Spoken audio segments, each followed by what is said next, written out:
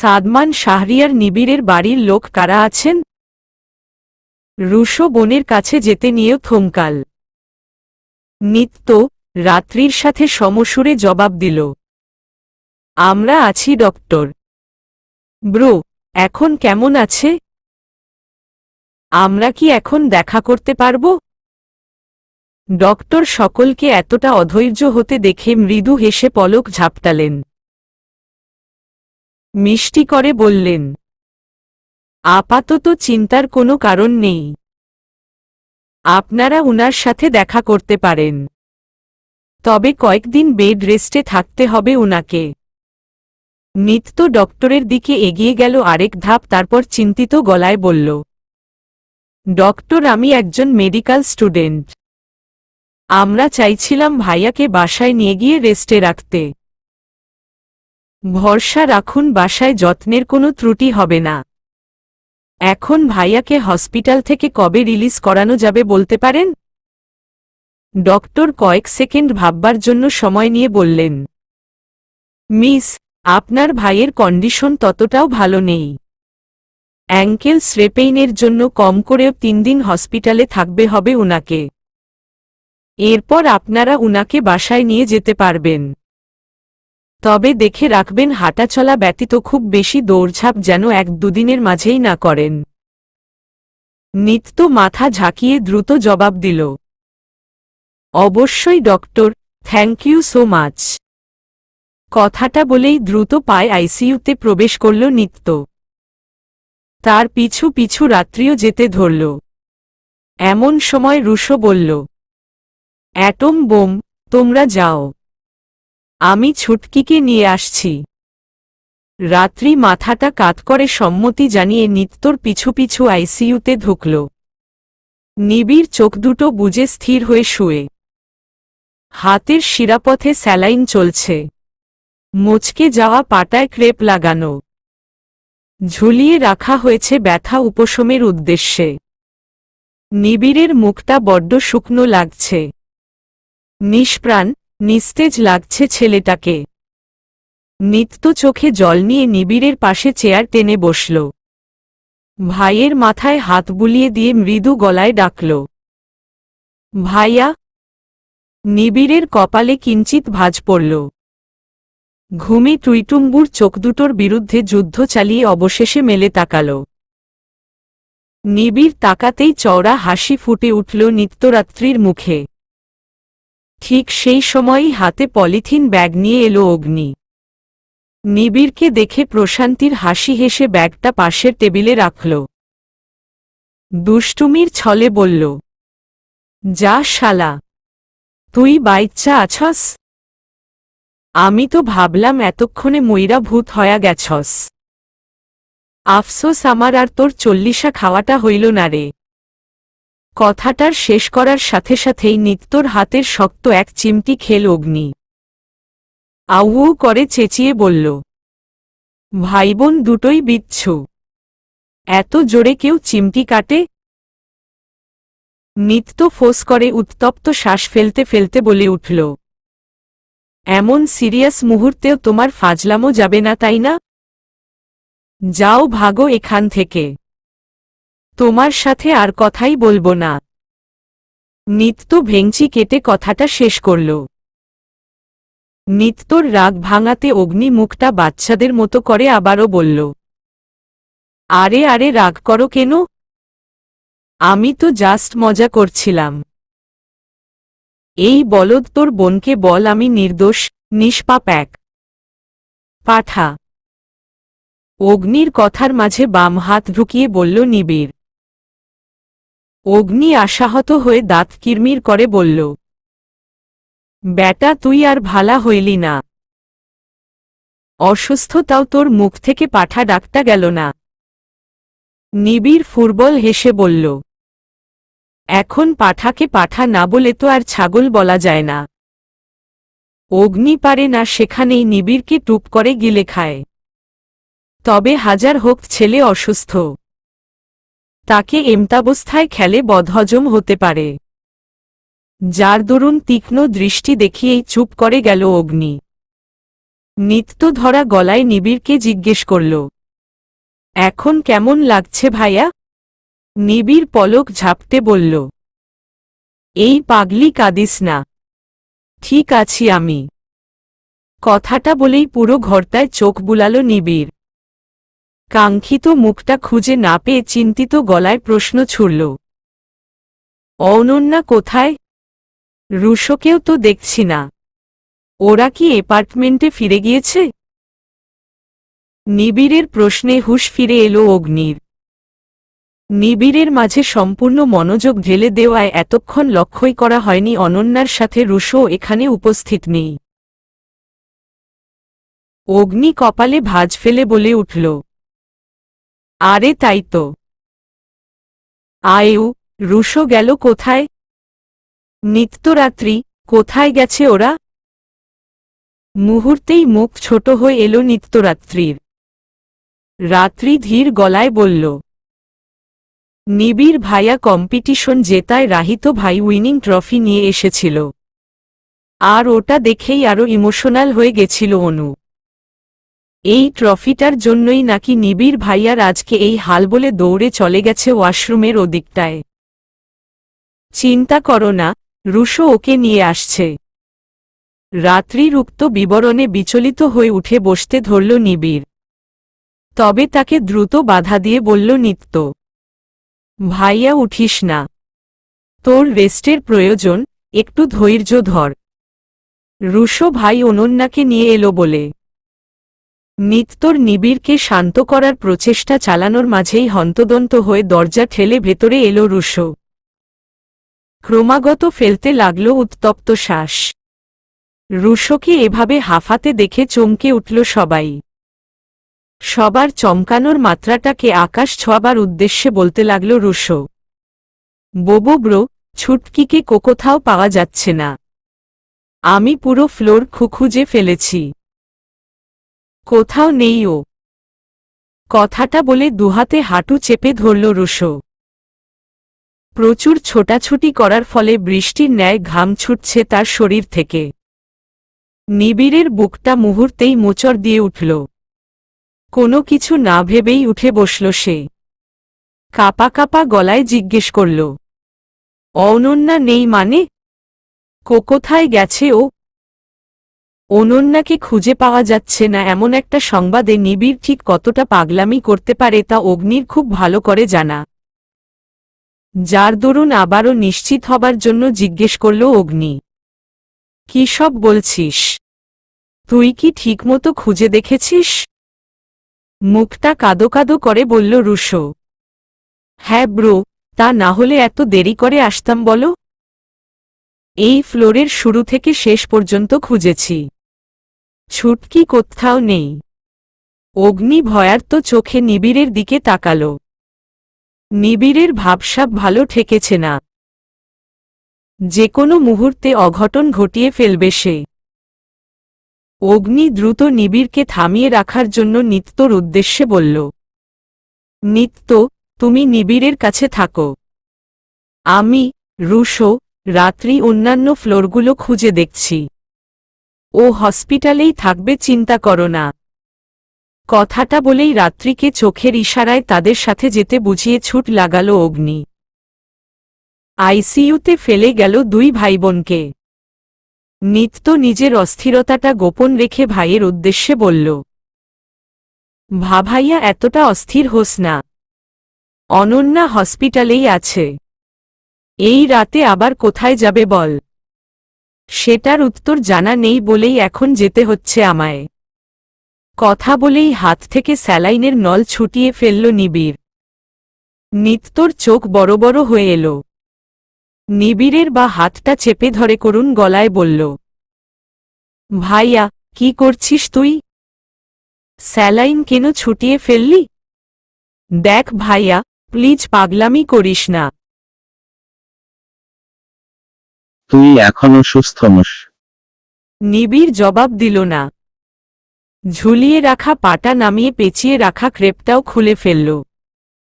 নিত্য তাতে বাধা দেওয়ার সর্বোচ্চ চেষ্টা চালিয়ে লাভ করতে পারল না।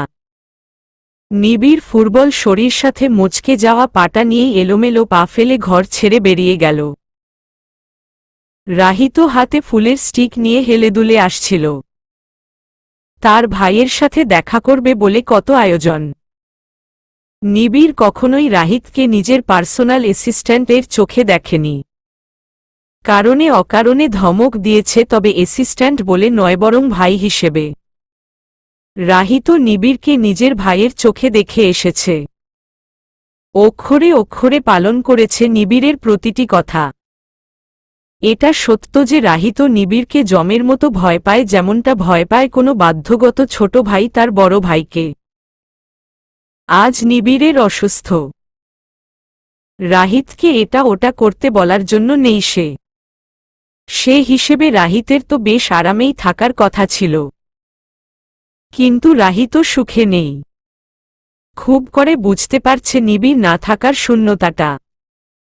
নিবিড় কম্পিটিশনে জিতেছে। এত কষ্টের পর তাকে শুভেচ্ছা তো আর খালি হাতে দেওয়া যায় না। এমনটা ভেবেই ফুল দিয়ে শুভেচ্ছা জানাবার জন্য আসছিল রাহিত। হঠাৎ পথে কারো সাথে ধাক্কা খেয়ে ফুলগুলো হাত থেকে পড়ে গেল তার। রাহিত চমকে উঠে অসহায় ফুলগুলোর দিকে তাকাল। তারপর এত সাধনার ফুলগুলো ফেলে দেওয়া ব্যক্তির দিকে রাগান্বিত চোখে তাকাতেই চোখ দুটো বড় বড় হয়ে এলো তার। অস্ফুট স্বরে উচ্চারণ করল, ভাই তুমি। নিবিড় রাহিতের চিন্তামাখা মুখটাকে সম্পূর্ণ উপেক্ষা করে বলল, গাড়ির চাবি দে। কি কিন্তু? রাহিতের কথাটা গলায় আটকে রেখেই ওর পকেট থেকে চাবি বের করে আবারও ধীর পায়ে দৌড়ে চলল নিবিড়। রাহিত হতভম্ব হয়ে তাকিয়ে থাকার মাঝেই আবারও জোরেশোরে ধাক্কা খেল। এবারের ধাক্কার অপরপক্ষ হল নিত্য। নিত্য নিজেকে সামলে নিয়ে ব্যস্ত গলায় বলল, রাহিত ভাই, ভাইয়াকে দেখেছ? কোন দিকে গেছে ভাইয়া? রাহিত মুখে বলল না। হতভম্ব হয়ে থেকেই আঙুল দিয়ে লিফটের দিকে ইশারা করল। নিত্য চোখ বড় বড় করে চেঁচিয়ে উঠল মুহূর্তেই, মানেটা কি? তুমি ভাইয়াকে দেখেও আটকাওনি? কি করেছটা কি? ধ্যাত। নিত্য আর এক মুহূর্ত দাঁড়াল না।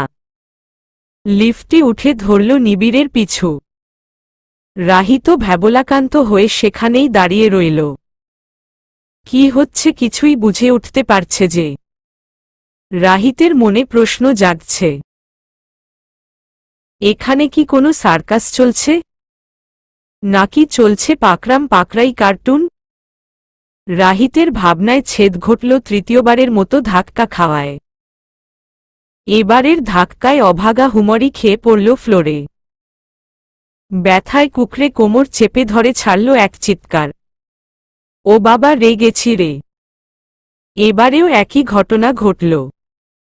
রাহিতের ব্যথাটাকে বিন্দুমাত্র পাত্তা না দিয়ে সামনে পিলারের ন্যায় দাঁড়িয়ে থাকা অগ্নি প্রশ্ন ছুড়ল, রাহিত, নিবিড় নিত্য কোথায়? আইসিইউ ফাঁকা কেন? রাহিত দাঁতে দাঁত চেপে ব্যথাটা হজম করে নিয়ে কোনোরকমে বলল, নিবিড় ভাই, গাড়ির চাবি নিয়ে লিফট দিয়ে নেমে গেছে, ভাইয়ের পেছনে আবার গেছে নিত্য। আমি এর থেকে বেশি কিছু জানি না। আর ধাক্কা খেলে জীবনটা থাকবে না। রাহিতের কথার পর একে অপরের দিকে তাকালো অগ্নিরুষরাত্রি। তার পরমুহূর্তেই ঝড়ের গতিতে রাহিতকে পাশ কাটিয়ে ছুটে চলল তারা। দুর্ভাগ্যবশত রাত্রির জুতো যাওয়ার পথে একটা ছোটখাটো লাথি মেরে দিয়ে গেল রাহিতের পায়ে। লাথিটা ঠোঁট কামড়ে সহ্য করে নিয়ে রাহিত মুখটা কাদো কাদো করে তার পাশেই পড়ে থাকা অসহায় ফুলগুলোর দিকে তাকাল। একমাত্র ফুলগুলোই যেন হতভাগার কষ্টটা অনুভব করতে সক্ষম হল। রাহিতের ফ্লোরে হাত পা ছড়িয়ে পড়ে থাকার মাঝেই পাশে মস্ত এক ছায়া দেখতে পেল। খুব সম্ভবত আবারও একদল এসে লাথি মেরে যাবে তাকে।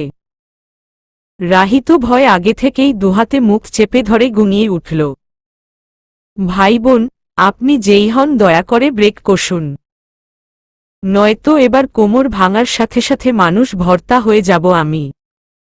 রাহি তো ওভাবেই বেশ কিছুক্ষণ চুপ করে দাঁতে দাঁত চেপে ধরে রইল। যখন বিপরীত পক্ষ থেকে কোনো আক্রমণের আভাস পেল না তখন মুখ থেকে হাত সরিয়ে পাশের ছায়াটায় তাকাল। রাহিতের চোখ দুটো বিস্ময় ছেয়ে গেল ছায়াটাকে স্থির হয়েই থাকতে দেখে, যার দরুন মুখ ঘুরিয়ে ওপরে তাকাল। তখনকার সেই বদমেজাজি নার্সটা সরু চোখে তাকিয়ে আছে তার দিকে। রাহিতের মুখটা বিস্ময়ে হা হয়ে যেতেই ধমকে উঠল সে, এই মিয়া, আপনি তখন হসপিটালের পরিবেশ নষ্ট করছিলেন, এখনও তাই করছেন? এভাবে মরার মতো পড়ে আছেন কেন? উঠুন। রাহিত কেঁপে উঠল নার্সের ধমকে। তার পরপরই করুণ চোখে চেয়ে দুঃখী দুঃখী গলায় বলল, উঠতে পারলে কি আর এভাবে পড়ে থাকতাম ম্যাডাম? কোমরটা যে আর কোমর নেই, ভেঙে পাউডার হয়ে গেছে। নার্সের কপালে দৃঢ় ভাঁজ পড়ল এবার। রাহিত যে বাড়িয়ে বলছে তাতে সন্দেহ নেই, তবু ব্যথা পেয়েছে এটা সত্য ভেবেই হাত এগিয়ে দিল সে। রাহিতকে হাত ধরে উঠার বদলে রসগোল্লার মতো চোখ করে চেয়ে থাকতে দেখে আবারও ধমকে উঠল, কি হল? ওমন গরুর মতো চেয়ে আছেন কেন? হাতটা ধরে উঠুন। রাহিত তাই করল। নার্সের হাত ধরে কোনোরকমে দাঁড়িয়ে হাফ ছাড়ল। কৃতজ্ঞতা জানাতে গদগদ কণ্ঠে বলল, আপনাকে অনেক অনেক ধন্যবাদ ম্যাডাম। আপনি বাইরে থেকে একটু রাগী হলেও আপনার মনটা কিন্তু অনেক নরম। নার্স রাহিতের মুখে একদিকে যেমন অপবাদ অপরদিকে প্রশংসা টাইপ কমপ্লিমেন্ট শুনে তীক্ষ্ণ দৃষ্টিতে তাকাল। সেই দৃষ্টিকে সাক্ষী রেখেই রাহিত মাথা চুলকে বলে উঠল, তবে ম্যাডাম, আপনি যে আবারও আমায় প্রশ্নবিদ্ধ করলেন। নার্স মুখ বাঁকিয়ে পাল্টা প্রশ্ন করলেন, কি বলতে চাইছেন আপনি?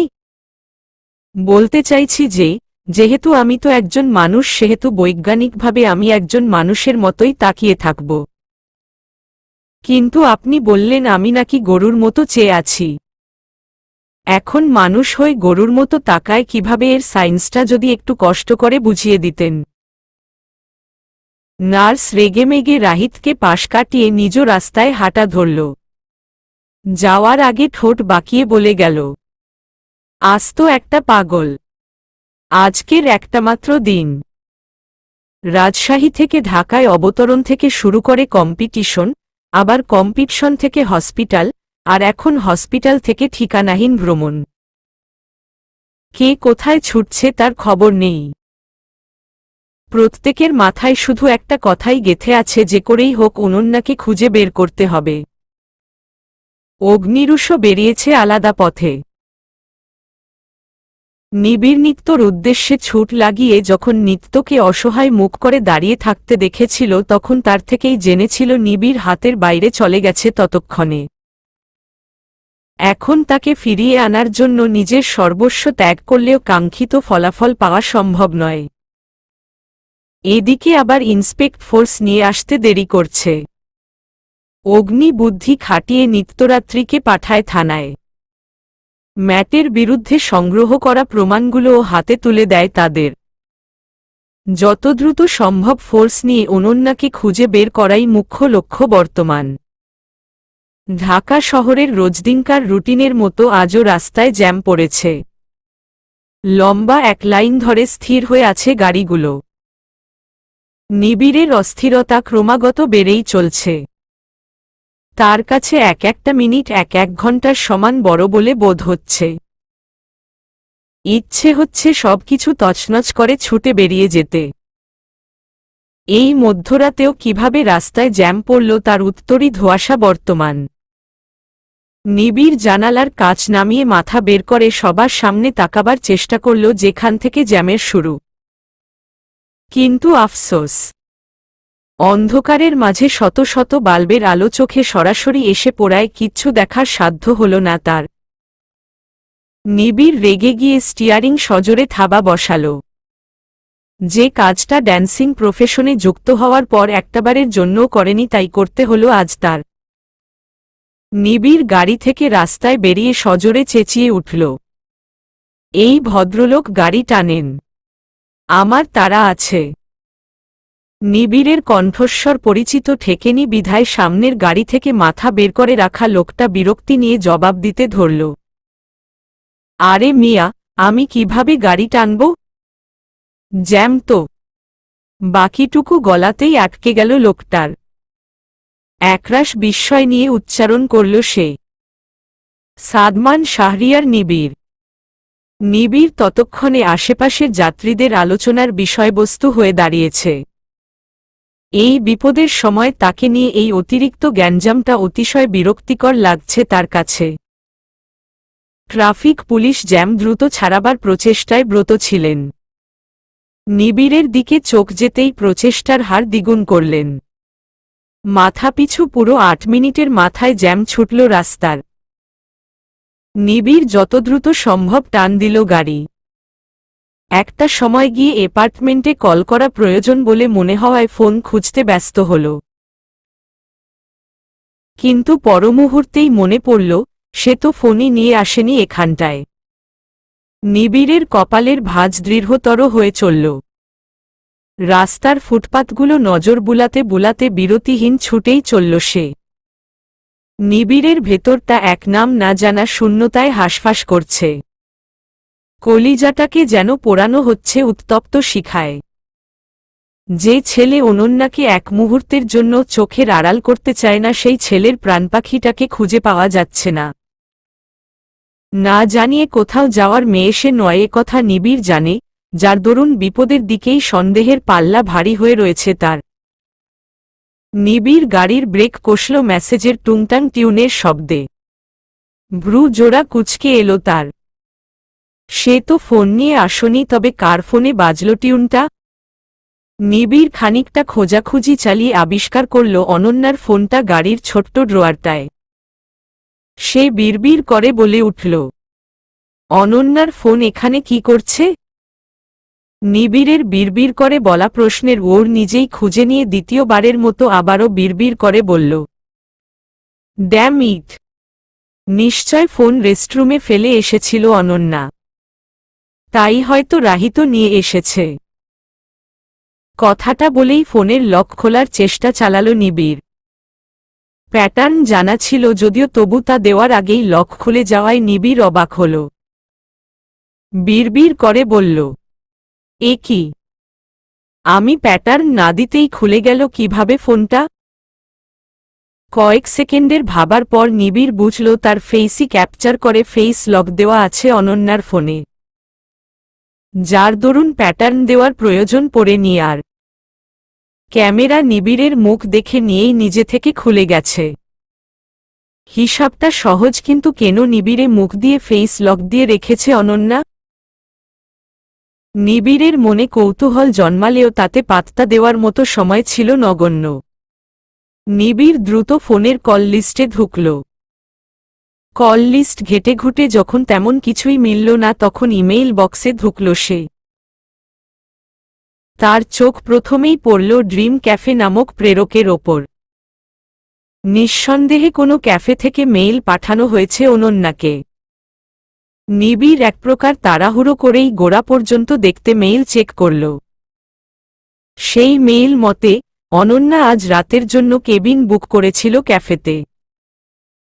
হয়তো সাথে আরও কোনো অ্যারেঞ্জমেন্টও করেছিল, যার জন্য তার কাছে কনফার্মেশনের ইমেইল এসেছে। নিবিড় ভেবে পেল না হঠাৎ ক্যাফেতে কেবিন বুক করার কারণ। অনন্যার মাথায় তবে কি কোনো প্ল্যান ছিল? কোনো সারপ্রাইজ বা কোনো কিছু? নিবিড় গাড়ি ঘুরালো আর ৭-৫ না ভেবে। যেহেতু বুকিং অনুযায়ী এখন অনন্যার সেই ক্যাফেতে থাকার কথা, সেহেতু সে পথেই রওনা হল সে। অগ্নিরুষ অ্যাপার্টমেন্টে ফিরে তন্নতন্ন করে খুঁজেছে প্রতিটা রুম।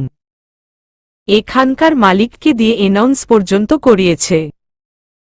কিন্তু আফসোস, এখানেও অনন্যার হদিশ মেলেনি। হসপিটাল সহ হসপিটালের আশেপাশে প্রতিটা জায়গায় খোঁজ চালিয়েও যখন অনন্যাকে পাওয়া যায়নি, তখন অগ্নিরা ভেবেছিল অনন্যা কাউকে না বলেই ফিরে এসেছে অ্যাপার্টমেন্টে। তবু খটকা থেকেই গিয়েছিল। অনন্যাকে তারা যতটুকু চেনে তাতে নিবিড়কে ওই অবস্থায় ফেলে চলে আসার মেয়ে সে নয়। কিন্তু এখন সম্ভাবনার ওপর ভিত্তি করে যে কিছুই করা যাচ্ছে না। অগ্নি হতাশ হয়ে একটা সময় বসে পড়ল ফ্লোরে। একে তো অনন্যা ফোন নিয়ে যায়নি, তার ওপর নিবিড়ও ফোন ফেলে বেরিয়েছে অজানায়। 6 জন ঢাকায় একই সাথে আসার পর প্রত্যেকেই এখন যেন ছন্নছাড়া। রুশো দুহাতে মাথার চুলগুলো টানতে টানতে ভাবছিল অনেক কিছু। অনন্যার যে বড় কোনো বিপদ হয়েছে তার সন্দেহের পাল্লাটা ক্রমান্বয়ে ভারী হয়ে চলছে তার। ভাবনার মাঝে হঠাৎ অগ্নিকে চমকে দিয়ে বলে উঠল রুশো, হেই ব্রো, ম্যাট কোথায়? অগ্নি ভ্রু কুঁচকে তাকাল। চরম বিরক্তি নিয়ে জবাব দিল, ওই পোলা কোথায় তা আমি কি করে জানব? আর আমরা অনন্যাকে খুঁজতে এসেছি, ওই জঘন্যটাকে নয়। এক্সাক্টলি ব্রো, আমরা ছুটকিকে খুঁজতে এসেছি। আর এই শহরে ছুটকি কিংবা ব্রোর ক্ষতি চায় এমন একটা বান্দাই আছে। আর সে হল ম্যাট। অগ্নি রুশোর বলা কথাটা দুবারের মতো মস্তিষ্কে বাজিয়ে নিয়ে বিস্মিত হয়ে বলে উঠল, তার মানে তুই বলতে চাইছিস অনন্যার হারিয়ে যাওয়ার পেছনে কোনো না কোনোভাবে ম্যাটের হাত আছে? রুশো পলক ঝাপটে কঠিন গলায় বলল, ম্যাট ছাড়া আর কার হাতই বা থাকতে পারে? অগ্নির চোয়াল শক্ত হয়ে এলো আরও। ম্যাটকে হাতের কাছে পেলেই যেন মাটিতে জীবন্ত পুঁতে ফেলবে সে। অগ্নি কম্পিটিশনের হোস্টকে কল করল ম্যাটের খোঁজ জানার উদ্দেশ্যে। তবে ওপাশ থেকে আশাজনক কোনো তথ্য পাওয়া গেল না। এতক্ষণে প্রতিটি কম্পিটিটরি হয় অ্যাপার্টমেন্টে ফিরেছে নয়তো ফিরেছে নিজেদের বাসস্থানে। রুশো হঠাৎ কি করবে, কার কাছে যাবে, এমন সব প্রশ্নে জর্জরিত থাকার মাঝে একজন লেডি মেকআপ আর্টিস্টকে পাশ কাটিয়ে যেতে দেখল। মুখটা পরিচিত ঠেকায় চট করেই ডেকে বলল, এক্সকিউজ মি মিস। মেয়েটা হাঁটা থামিয়ে তার কাছে এগিয়ে এলো। পলক ঝাপটে জবাব দিল, ইস। কিছু বলবেন? রুশো বুক ফুলিয়ে সাহস নিয়ে সোজাসুজি জিজ্ঞেস করল, আপনি কি বলতে পারেন মিস্টার ম্যাট এই মুহূর্তে কোথায় আছেন? মেয়েটি খানিকটা ভেবে বলল, উনি তো চলে গেছেন। এখন কোথায় তা বলতে পারছি না। তবে উনার টিমের বাকি 4 জন ফরেইনার মেম্বাররা কিছুক্ষণ আগেই বেরিয়েছেন এয়ারপোর্টের উদ্দেশ্যে। আজই ফ্লাইটে ইউকেতে ফিরবেন। রুশো কৃতজ্ঞতার সহিত ধন্যবাদ জানাল মেয়েটিকে। মেয়েটি যেতেই আগ বাড়িয়ে বলল, অগ্নি, দ্যাট মিন্স ম্যাট বিদেশে ফেরেনি। এক্সাক্টলি ব্রো, ও বিদেশে ফেরেনি। ও এই দেশেই আছে। আর ওই আমাদের বোনকে শুধুমাত্র প্রতিশোধের জন্য কিডন্যাপ করেছে। অগ্নি লম্বা করে দম নিয়ে রুশোর পানে তাকাল। রুশো সেই চোখের ভাষা বুঝে পলক ঝাপটাতেই আবারও বেরিয়ে পড়ল পায়ে পা মিলিয়ে। আম সরি মিস নিত্য, লোকেশন ট্র্যাক করা সম্ভব হচ্ছে না। আসামি সিম বদলে ফেলেছে অনেক আগেই। কি বলছেন এসব অফিসার? তবে ওদের খুঁজে বের করব কিভাবে? ওই ছেলেই অনন্যাকে কিডন্যাপ করেছে, এতে কোনো সন্দেহ নেই। আপনারা প্লিজ কিছু একটা করুন। মেয়েটাকে খুঁজে না পাওয়া গেলে আমার ভাইটাকে বাঁচানো যাবে না। ও অসুস্থ শরীর নিয়ে বেরিয়ে পড়েছে রাস্তায়। অফিসার নিত্যকে সান্ত্বনা দিয়ে বলল, মিস নিত্য, নিজেকে সামলান প্লিজ। আমরা অলরেডি ফোর্স পাঠিয়েছি ম্যাটকে অ্যারেস্ট করার জন্য। কিন্তু সে যে এভাবে গা ঢাকা দেবে বুঝতে পারিনি। আমরা আরও ফোর্স নিয়ে যাচ্ছি। মিস্টার সাদমানের ওয়াইফকে আমরা যে করেই হোক খুঁজে বের করে আসামিকে সর্বোচ্চ শাস্তি দিব। কিন্তু তার আগেই যদি খারাপ কিছু হয়ে যায়। রাত্রির কাপা কাপা গলায় বলা কথাটা নিত্য বুকটা আবারও ধক করিয়ে উঠাল। নিত্য চোখে মুখে আতঙ্ক থাকা সত্ত্বেও বলে উঠল, আহ রাত্রি, এসব বলো না। কিচ্ছু হবে না অনন্যার।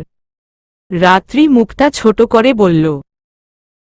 তেমনটা যেন না হয় তাই তো চাইছি আপু। কিন্তু ওই ম্যাটের ওপর আমার এক বিন্দু পরিমাণেও ভরসা নেই। যে ছেলে নিবিড় ভাইয়াকে জিততে দেবে না দেখে এত কিছু করল, সে হিংসার জন্য ঠিক কতটা নিচে নামতে পারে তা ভাবলেও গা কেঁপে উঠছে আমার। নিত্য রাত্রিকে বোঝালো নেগেটিভ চিন্তা না করে অনন্যার খোঁজে মনোযোগ দিতে। রাত্রিও আর কথা বাড়াল না। দুরু দুরু কাঁপতে থাকা বুক নিয়েই অফিসারের সাথে বেরিয়ে পড়ল সন্ধান অভিযানে। স্যার, আপনি চলে এসেছেন। আপনার ওয়াইফ তো আপনার জন্য অনেক বড় একটা সারপ্রাইজ প্ল্যান করে রেখেছে। ক্যাফের একজন মহিলা স্টাফ নিবিড়কে ক্যাফেতে প্রবেশ করতে দেখে উৎসুক গলায় কথাটি বলল। নিবিড় অবাক হল তার সন্দেহ সত্যে পরিণত হওয়ায়।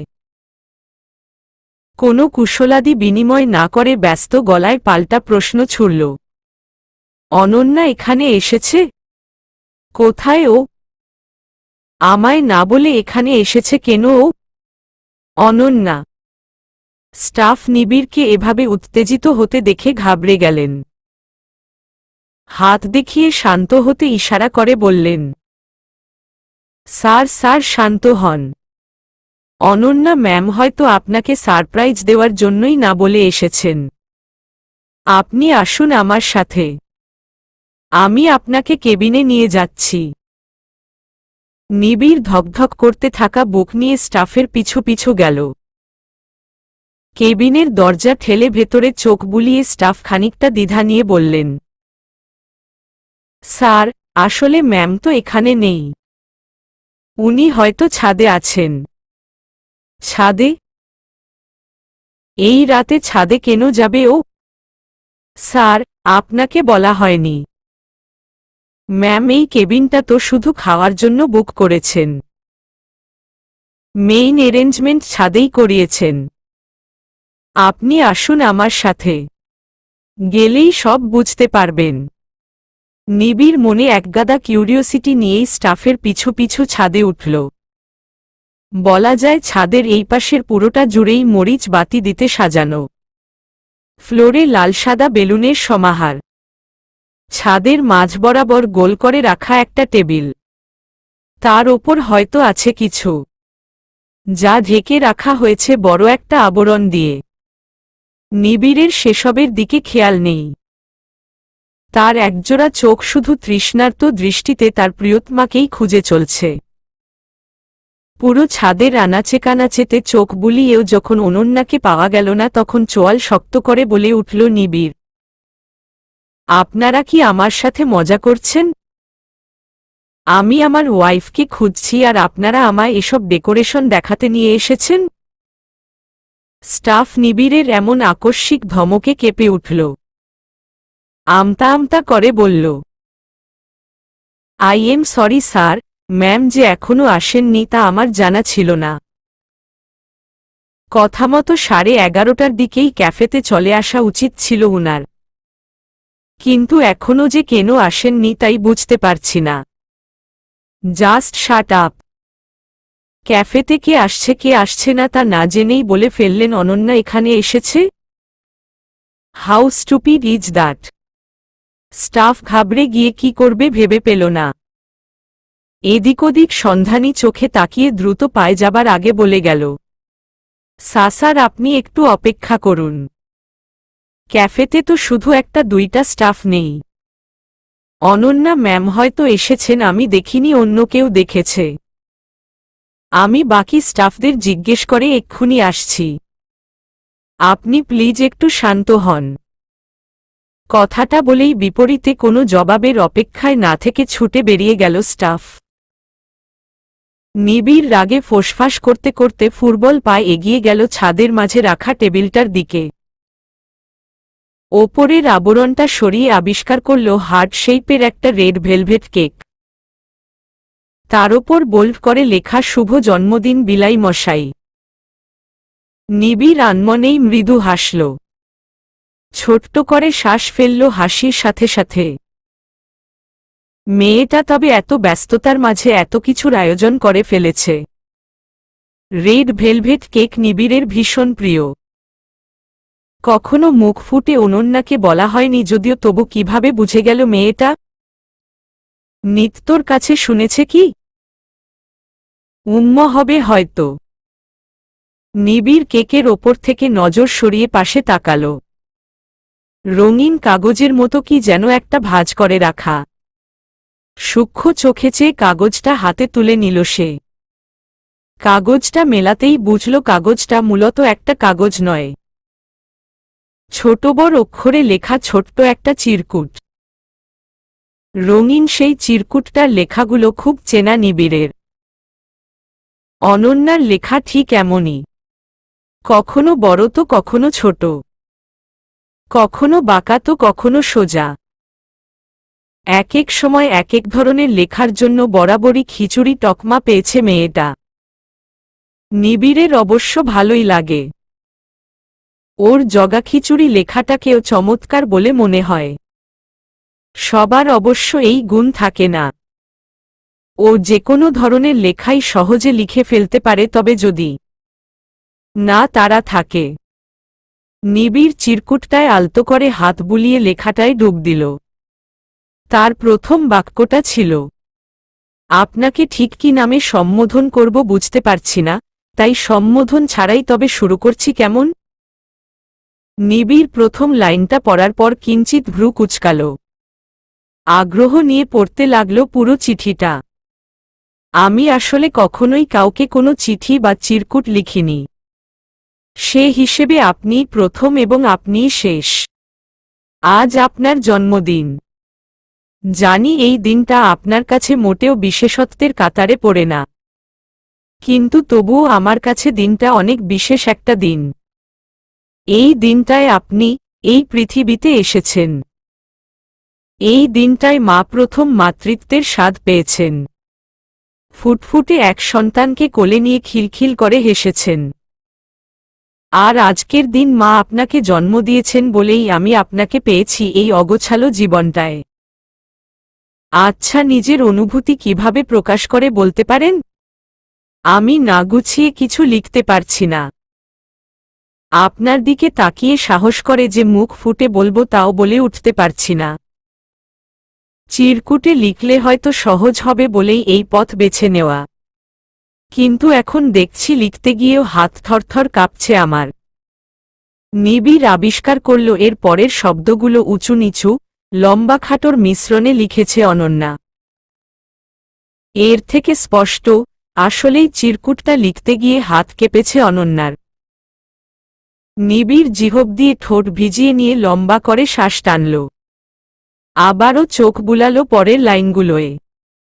জানেন, আমি না বড্ড অবুঝ, বড্ড বোকা, সাথে হতভাগাও। থুককু, আমি তো মেয়ে, তার মানে আমি হতভাগিনী। আপনি আমার এই ছোট্ট হৃদয় নামক স্থানে এতগুলো দিন যাবৎ বাস করছেন, অথচ আমি কিনা জানছি কিছুদিন হল।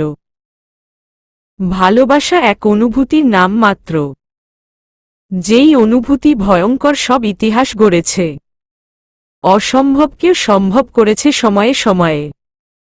আমি হয়তো এই অনুভূতিটাকে চিনতে একটু দেরি করে ফেলেছি। চিনতে পারিনি আপনাকে। সত্যি বলতে আমি চিনতে পারিনি নিজেকেই। অজান্তেই মন দিয়ে বসেছি, অথচ প্রশ্ন উঠলেই বলে গেছি সব বানোয়াট কথাবার্তা। নিবিড়, আমি আবারও সেই একই ভুল করার ঝুঁকি নিচ্ছি না। হ্যাঁ নিবিড়, আপনি ঠিকই ভাবছেন। ভালোবেসে ফেলেছি আমি আপনাকে। নিজের অজান্তেই আপনার প্রতি দুর্বল হয়েছি। ভালোবাসাময় এই অসুখে আমিও আক্রান্ত হয়েছি। আমি চাই না এই অসুখের প্রতিকার, বরং এই অসুখটায় যে তৃষ্ণা হাহাকারের সৃষ্টি করে, আমি চাই সে তৃষ্ণা মেটাতে। আর এই তৃষার নিবারক যে আপনি নিবিড়। আপনার ভালোবাসা, আপনার রাগ, আপনার অভিমান, আপনার ধমক, আপনার শাসন, আপনার যত্ন, আপনার আদর সবকিছু মিলে মোটকথা গোটা আপনিটাকেই আমার চাই।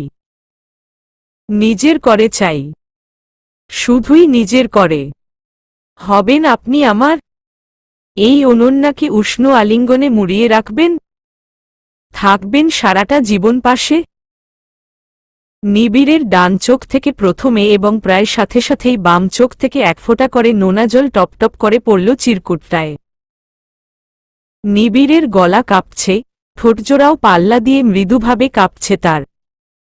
চিরকুটের মাঝে বেশ লম্বা একটা গ্যাপ রেখে শেষে ছোট্ট করে আরও 3টে লাইন আছে দেখল নিবিড়।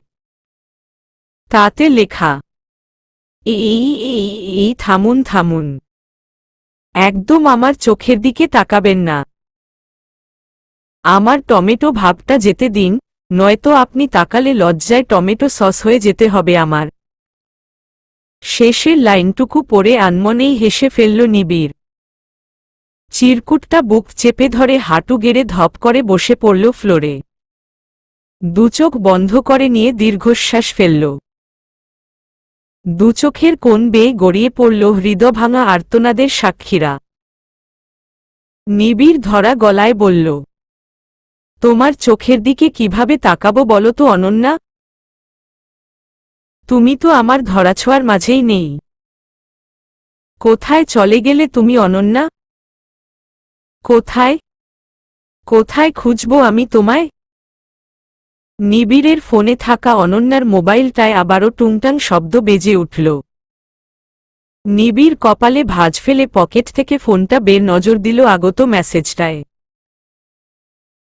ঝাপসা চোখে দেখল ভয়েস মেসেজ ফরওয়ার্ড করে পাঠানো হয়েছে তারই নম্বর থেকে। সম্ভবত রাহিত পাঠিয়েছে। নিবিড়ের ভ্রুজোড়া আরও কাছাকাছি এলো একে অপরের। ভয়েস মেসেজটা অন করতেই পরিচিত এক কণ্ঠ বলে উঠল, কি উইনারের ট্রফি জিতে বাজিমাত করে ফেলেছিস ভেবেছিস? হা, যদি তাই ভেবে থাকিস তাহলে খুব ভুল করে ফেলছিস ডিয়ার লুজার। তোর যে প্রাণভোমরা এখন আমার হাতে। তোর প্রিয়তমা আয়ানা জাহান অনন্যা। এখন নিশ্চয় ভাবছিস আমি ওকে টার্গেট কেন করলাম? Well let me say that ও শুধু আমার প্ল্যান ফ্লপ করেছে এজন্য নয়, I personally like her. You know what? She is hot, she is. নিবিড়ের কান দিয়ে ধোয়া বের হচ্ছিল এতক্ষণ। অনন্যাকে নিয়ে এসব নোংরা শব্দ ম্যাটের মুখ থেকে শোনা মাত্রই চিৎকার করে উঠল সে।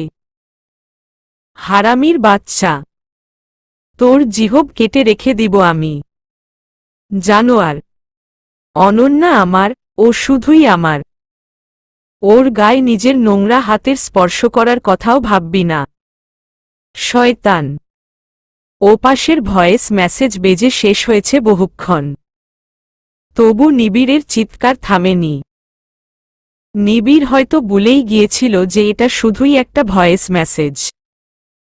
তার কথা ওপাশের রাহিত বা ম্যাট কারো কাছেই পৌঁছাবার নয়। নিবিড় একটা সময় ফোন ফেলে দুহাতে চুলগুলো আঁকড়ে ধরে সজোরে চিৎকার করে উঠল। তার তীব্র চিৎকারে কেঁপে উঠল ছাদ। আশেপাশে বিল্ডিংগুলোয় ধাক্কা লেগে প্রতিধ্বনির সৃষ্টি করল সেই চিৎকার। দূর এক গাছে বসে থাকা প্যাঁচাটাও উড়ে গেল অন্য কোনো গাছের সন্ধানে। আপনি জীবিত আছেন। স্বাভাবিকভাবেই শ্বাসপ্রশ্বাস চলাচ্ছেন। আপনার হৃৎপিণ্ডের সিস্টোল ডায়াস্টোলের ক্রিয়াও সাধারণভাবেই চলছে। আপনার আশেপাশের পরিবেশ, গাছপালা, বাড়িঘর, সড়ক মহাসড়ক সবকিছুই তাদের নিজেদের জড়তার ওপর ভিত্তি করে স্থির কিংবা চলমান অবস্থায় আছে। তবু এত স্বাভাবিকতার মাঝে আপনি স্বাভাবিক নেই। আপনি বেঁচে আছেন অথচ অনুভব শক্তি বোধহয় হারিয়ে ফেলেছেন। নিজেকে নির্জীব, নিষ্প্রাণ লাগছে আপনার কাছে। অসহ্যকর এক ভোঁতা শব্দ কানে বাজছে। সেই চিনচিনে শব্দের তীক্ষ্ণতা ঠিক এতটাই যে শব্দটা কান থেকে মস্তিষ্কে গিয়ে আঘাত করছে আপনার। সেই আঘাতে মাথায় তীব্র ব্যথার সৃষ্টি করছে। আপনি না পারছেন বাঁচতে আর না পারছেন সেখানেই মারা যেতে। একবার ভাবুন তো এমন অদ্ভুতুরে পরিস্থিতিতে পড়লে ঠিক কিভাবে সামলাবেন নিজেকে? আপনার পাশে কিন্তু কেউ নেই। বরং আপনার অপেক্ষার প্রহর গুনছে কেউ। কি? খুবই অদ্ভুত, তাই না? হ্যাঁ, অদ্ভুত, কিন্তু অদ্ভুত হলেও যে বাস্তব। নিবিড়ের জীবনটা আজ এমনই এক পর্যায়ে দাঁড়িয়ে, যেখানে তার হাতে করার মতো অনেক কিছু থাকলেও ঠিক কি করলে ফলাফল আশাজনক পাওয়া যাবে তারই ঠিকানা মিলছে না। নিবিড় এখন কী বা করতে পারে? পুরো ঢাকা শহরের অলিগলি হয়তো তন্নতন্ন করে খুঁজতে পারে। তাতে দুদিন লেগে যাবে নিঃসন্দেহে, তবু কাজের কাজটা হবে না। সে হয়তো রাগে দুঃখে ভাঙচুর করতে পারে, কিন্তু তাতেই বা কি যাবে আসবে? শুধু মাঝ থেকে সময়ের অপচয় এবং জিনিসপত্রের ক্ষতি। নিবিড়ের সবথেকে প্রিয় মানুষটা আজ তারই সবথেকে বড় শত্রুর কাছে বন্দী। না জানি কি করছে সে মেয়েটার সাথে। মেয়েটাই বা কিভাবে পারছে নিজেকে টিকিয়ে রাখতে? নাকি সে হাল ছেড়ে দিয়েছে? নিবিড় আর ভাবতে পারে না। ভারী নিঃশ্বাস ফেলতে ফেলতে টলমলে পায়ে বেরিয়ে যায় ক্যাফে থেকে। হেঁটে গাড়ির কাছাকাছি যাওয়ার পর হঠাৎই থমকাল নিবিড়। কপালে দৃঢ় ভাঁজ ফেলে কিছু একটা মনে করার চেষ্টা চালাল। স্মৃতির পাতাটা ঘোলাটে হওয়ায় অনিচ্ছা সত্ত্বেও ম্যাটের ভয়েস মেসেজটায় ক্লিক করল। ম্যাটের মুখ থেকে বের হওয়া নোংরা শব্দগুলো উপেক্ষা করে আশেপাশে আওয়াজগুলো শোনার জন্য কান খাড়া করল। পুরো মেসেজটা শুনে দ্বিতীয়বারের মতো কান দিয়ে ধোঁয়া বের হলেও চমৎকার কিছু আবিষ্কার করে ফেলল নিবিড়। ম্যাট এই মুহূর্তে কোথায় থাকতে পারে তার একমাত্র ক্লু হিসেবে শুনতে পেল রাইস মিলে কাজ চলার শব্দ। নিবিড় যেখানে বর্তমানে আছে সেখান থেকে কয়েক কিমি পেরিয়ে একটি রাইস মিল, আবার সেই রাইস মিল ছেড়ে আরও 2 কিমি পথ গেলে আবারও আরেকটা রাইস মিল। যেহেতু আশেপাশে থেকে আগত শব্দ অনুযায়ী ম্যাট কোনো না কোনো রাইস মিলের খুব নিকটে আছে, সেহেতু আর বিন্দুমাত্র সময় নষ্ট না করে গাড়ি টান দিল নিবিড়। ছুট লাগাল নিকটবর্তী রাইস মিলের উদ্দেশ্যে। অগ্নি রুশো পাগলের মতো যখন বোনের উদ্দেশ্যে ছোটাছুটি করছিল, এমন সময় অগ্নির ফোনে মেসেজ এলো। বোনের নম্বর থেকে মেসেজ এসেছে দেখে হঠাৎই লাফিয়ে উঠল সে। বেচারা ভেবেছিল অনন্যাই বোধহয় ওপাশ থেকে মেসেজ পাঠিয়েছে, কিন্তু তা আর হল না। মেসেজটা পাঠিয়েছে অন্য কেউ। তাতে লেখা, কোনো এক রাইস মিলের আশেপাশেই আছে অনন্যা। ফোর্স নিয়ে চলে আইএস সুন এস পসিবল। নিবিড়। অগ্নি জানে নিবিড় অযথা কোনো কথা বলবার পাত্র নয়, অন্তত কোনো কঠিন পরিস্থিতিতে তো নয়। সে যখন বলেছে তখন নিশ্চয় এর পেছনে কোনো যুক্তিসঙ্গত কারণ আছে। অগ্নি রুশোর কৌতূহল ছেয়ে থেকে মুখের দিকে চেয়ে এক বাক্যে বলল, রুশো, রাইস মিলের আশেপাশে যেতে হবে রাইট নাও। রুশো দ্রুত মাথা ঝাঁকিয়ে বলল, যেমনটা তুমি বলো। আমি এক্ষুনি গাড়ি নিয়ে আসছি ব্রো।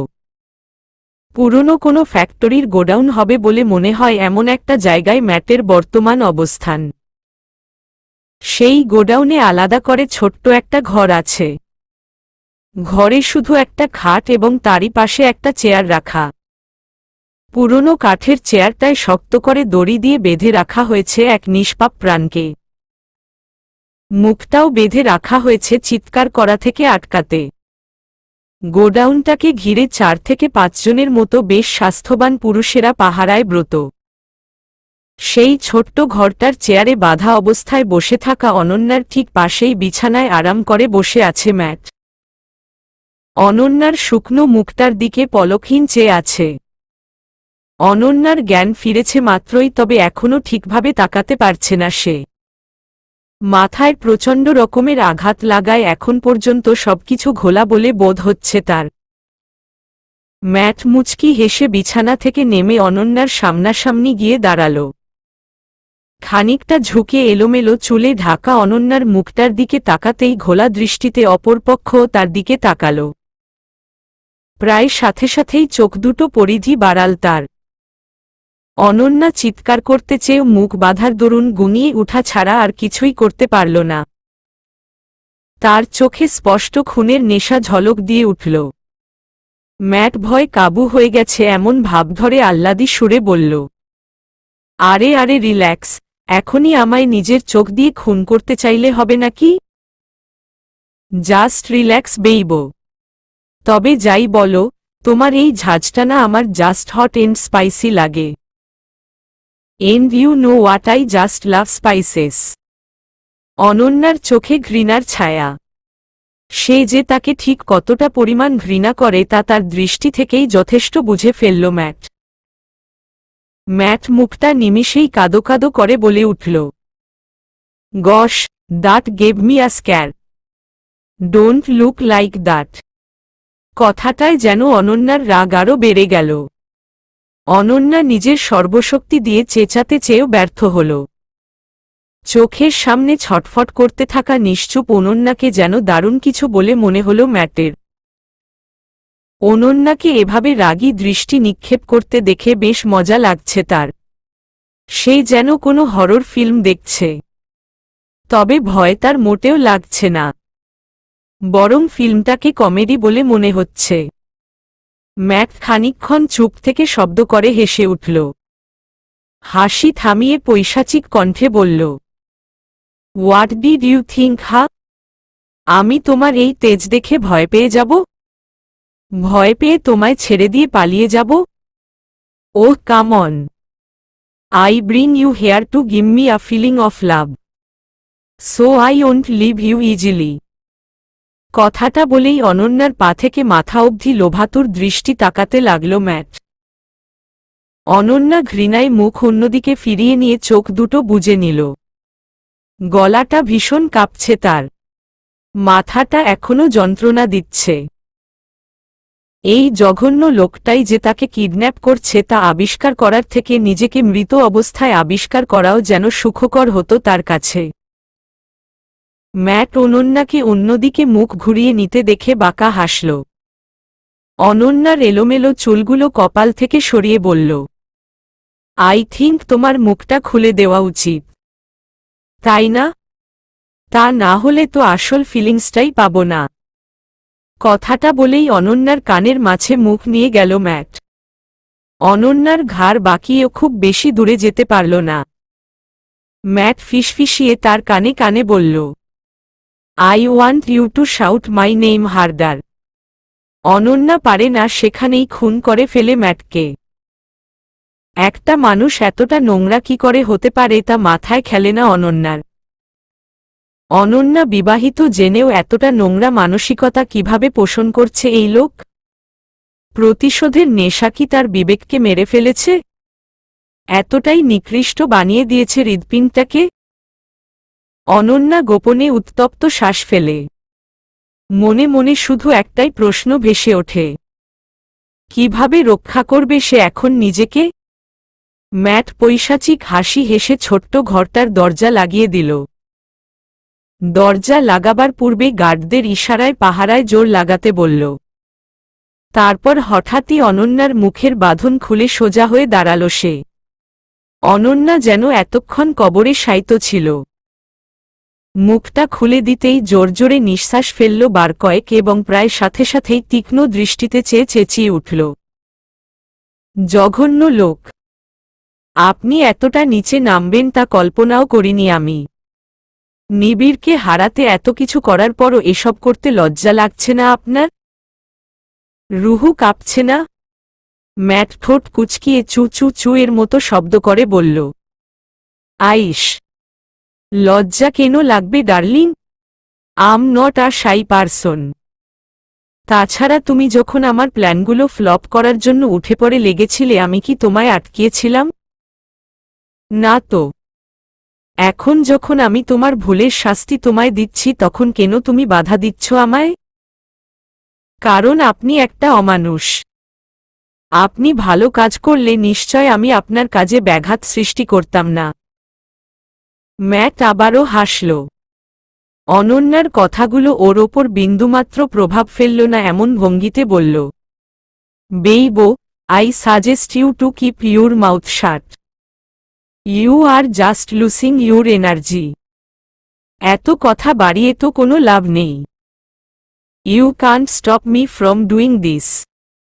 আর ফান ফ্যাক্ট কি জানো? আমি শুধু রিজেঞ্জের জন্য তোমায় কিডন্যাপ করিনি। I kidnapped you cause I need you. Babe, you are made for me. You are not perfect for that bitch. কথাগুলো বলতে বলতে ম্যাট অনন্যার অনেকটা কাছে চলে যাওয়ায় চোখ মুখ খিচে বন্ধ করে নিল অনন্যা। ম্যাট থামল না, খানিক দম নিয়ে আবারও বলে উঠল, জানো, আমি এর আগে অনেক মেয়ে দেখেছি, অনেক মেয়ের সাথে রাত কাটিয়েছি, but you are not like the others. ওরা খুব সহজেই ধরা দেয়, তোমার মতো নয়। তোমার চোখে আমার প্রতি যে রাগ, যে ঘৃণা তা তোমায় আরো নিজের করে পাওয়ার জন্য অ্যাট্রাক্ট করে আমায়। Ayana, I won't do anything to you, just let me have you. আমি তোমায় এখান থেকে নিয়ে যাব প্রমিজ। ওই নিবিড়ের থেকে অনেক দূরে নিয়ে যাব আমি তোমায়। কথাটা বলেই অনন্যার গালে হাত রাখল ম্যাট। অনন্যার পুরো শরীর জুড়ে এক বিশ্রী অনুভূতি ছেয়ে গেল। ঘৃণায় আর কিছু করার ক্ষমতা না থাকায় অবশেষে থুতু ছেড়ে মারল ম্যাটের গায়ে। ম্যাট ক্ষিপ্ত হয়ে নিজের গায়ের দিকে তাকালো প্রথম, তারপর অনন্যার পানে চেয়ে দাঁতে দাঁত চেপে বলতে ধরল, ইউ।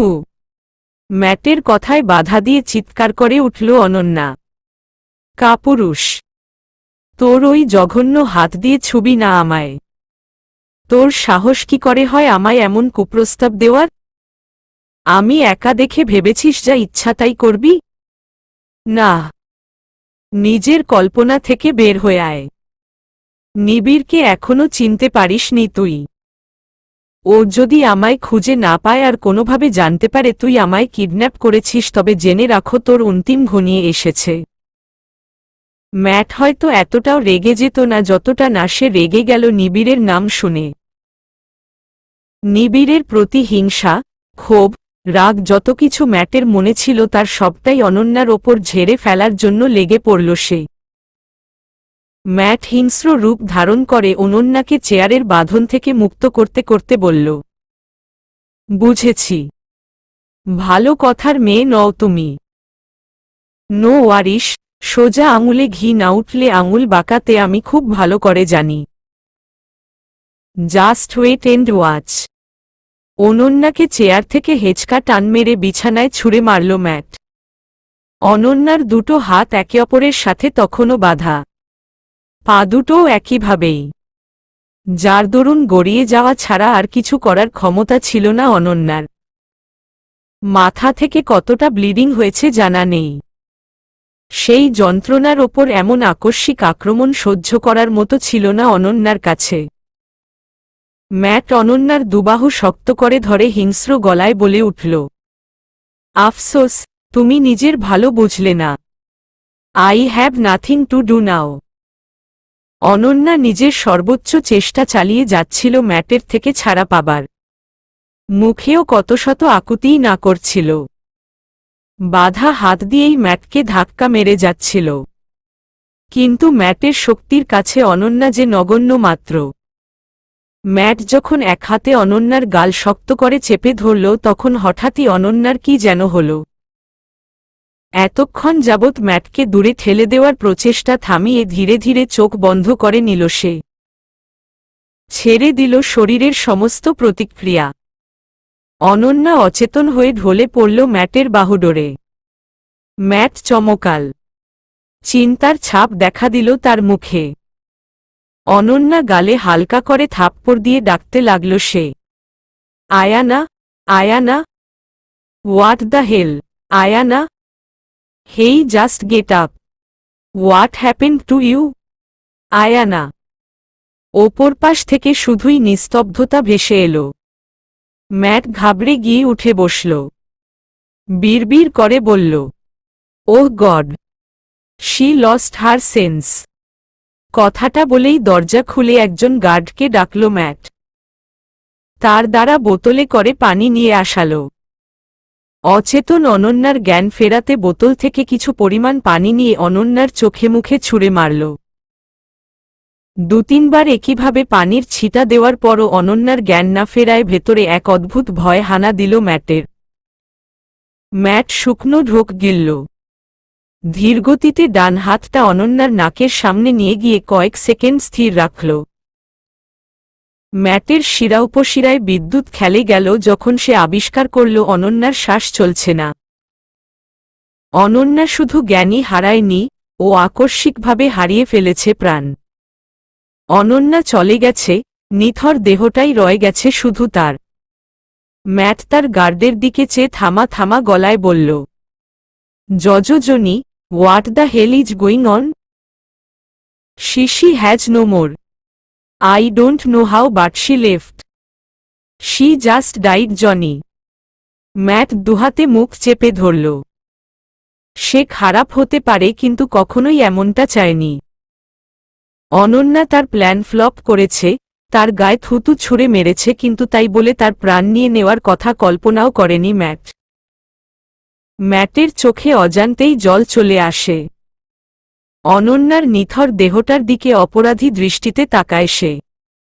ধরা গলায় বলে, I am sorry Ayana. I didn't want to kill you. I swear, আমি তোমায় মারতে চাইনি। গার্ড ম্যাটের দিকে ভয়ার্ত দৃষ্টিতে তাকাল। ধীর গলায় জিজ্ঞেস করল, sir, I think you should leave from this place. You killed her sir, you have to run away. Matt লম্বা করে দম নিল। মাথাটা ঝাঁকিয়ে অনন্যার প্রাণহীন দেহটাকে সেভাবে ফেলেই গার্ডের সাথে বের হতে নিল। কিন্তু হঠাৎ দরজার কাছে গিয়েই থমকাল সে। খুব নিকট থেকেই কানে ভেসে এলো এক পরিচিত গলার চিৎকার। সেই চিৎকারেও পরিচিত এক নাম, অনন্যা। চলবে।